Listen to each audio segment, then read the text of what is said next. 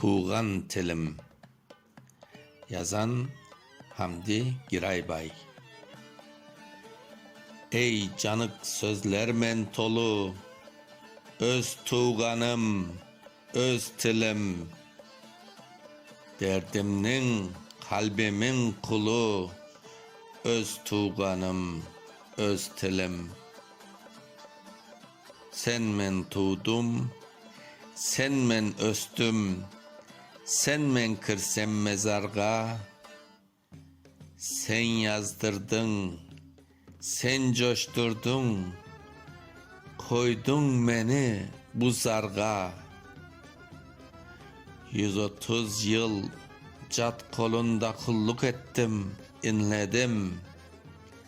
İnledim de cıladım, cıllanımı dinladım. Sen men dertlerimni yazdım, gün be meçhul izledim. Sen men ongan sırlarımı men kalbimde gizledim. Tuğan günü ebanayım meni kolga alganda, köz aydın dep babayıma cel beşikке salganda. At miner mi degen bir söz işittim babaydan. Tapmadım bir başka tilde bir söz at minerden abadan. Men beşikte yuklaganda, seskenip kumşaganda, gögercingday gürüldep emmege tamşaganda. Balam, balam, bal tadır dep süyedi anayım.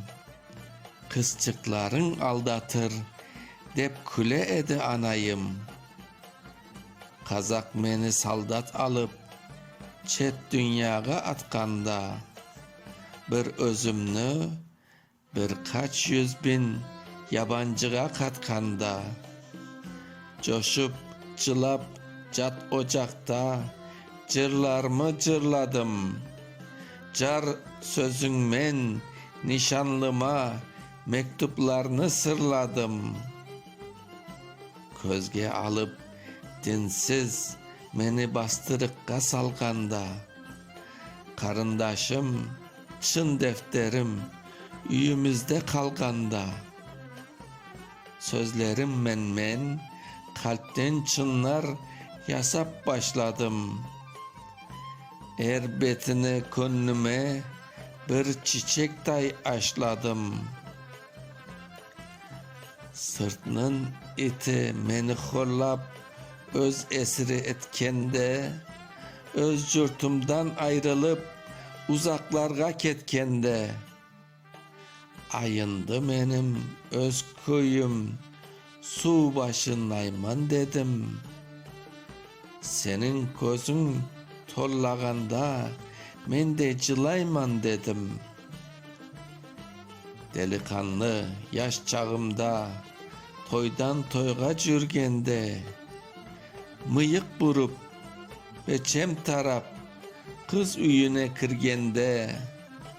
Sözlerim men kavrap sarıp çın uydurup çınladım. Aylanayım tilifiden dep kız cevabın dımladım. Şu beyitler sinip kaldı tamarıma kanıma.